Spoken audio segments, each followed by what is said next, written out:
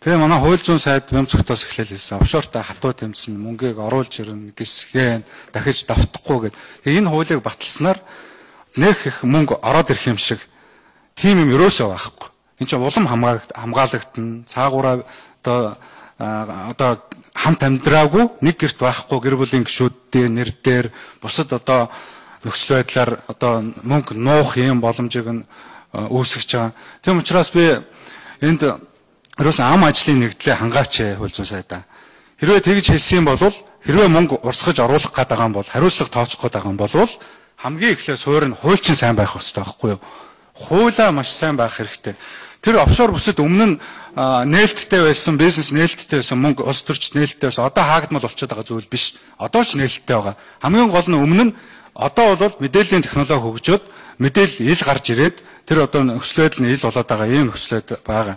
Бизнес болно гэж байгаа. Тийм байхгүй. Европын холбооны сангийн сайд нарын төвшөнд офшор бүсэд байгаа аж ахуйн нэгжүүд том байна уу, жижиг байна уу, тухайн үйл ажиллагаа явуулж байгаа улстай татвараа төлдөг нөхцөл байдал руу шилжээ гэдэг дээр ойлголцоод эрхнээс нь хэрэгжүүлээ явж байна.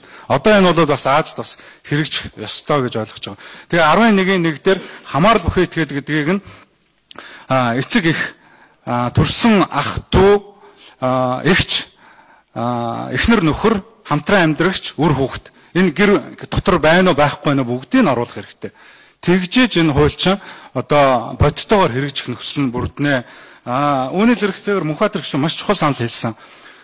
Төрийн албанд орох гэж байгаа хүмүүсийг хамааруулад төрийн албанд одоо ажиллаж байгаа, одоо тодорхой алба хасж байгаа ийм одоо хүмүүс офшорт данстай хүмүүст нь ямар зохицуулт байхгүй болчиход байгаа юм. Хариуцлагын зохицуулт байхгүй болчиход байгаа. Энэ хамгааллын гишүүн уучрал гишүүнээ хэлсэн санал бас зөв. Энэ офшорт данстай байж байгаа хүн сонгогдох юм бол шилжүүлээд хин нэгний нэр дээр шилжүүлээд юм уу худалдаад ингээд томилогдож ажиллаад үргэлжлүүлж болох нь л дээ. Тэгээ ийм бас нуглаа байж болохгүй хаа. За биний түрүүний хэлсэн 11-7 бол хэрвээ улс төрч тэнд одоо данстай компанитай байж байгаад тэрийг мэдүүлчих юм бол ашиг сонирхлын зөрчил албан тушаал томилогдоход нь саад болохгүй гэж байгаа юм. Тэгэхэд Монгол улсад татвараа төлөөд уул уурхайн компанитай байсныхаа төлөө тэр хүн уул уурхайн дэд сайдад нэр дэвших юм бол тэр хүн ашиг сонирхлын зөрчилтөөгөө саад болж байгаа үсттэй сая практикээр харагдаж байгаа. Гэтэл татвараас нуугтаа тэнд уул уурхайн компанитай байсныхаа төлөө тэр хүн мэдүүлчих юм бол тэгэл одоо тэр сайдаа дэд сайдаа ч юм уу өндөр албан тушаалд нэр дэвших нь л дээ. Тийм байж болохгүй хаа. Тэрийг нь хориглоно гэдэг. Тэр хүн томилогдсныхаа дараагаар тэр хүн чинь бүр 6 сарын дараа тэрийг наашин цаашин зохицуулах тийм одоо заалттай яваад байгаа.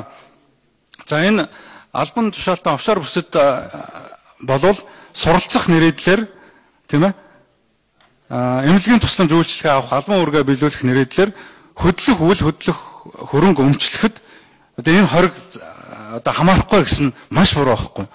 Тэнд очиод тэр хүн эмнэлэгт үзүүлэх нэрийдлэр эмнэлэгт үзүүлчих шүү дээ тэр хүн дансандаа мөнгөө байршуулах та. Тэгээд шинжилгээний одоо бичгтээ би эмчилгээ үзүүлсэн юм а гэж нэр хэлнэ. Үйл хөдлөх хөрөнгө одоо авчин. Тийм учраас тэрийг нь бол ерөөсөө хориглох ёстой. Дипломат төлөөлөгчдийн газрын төлөөлөгчийг гээд тусдан заагаад өгчих хэрэгтэй. Тэгэх юм бол болж байна. Тийм учраас энэ төсөл ерөөсөө бүхэлдээ болохгүй байгаамаа. Энэ дээр зарчмын зөрүүтэй саналуудаа хийгээд зөкслөө болохгүй бол. За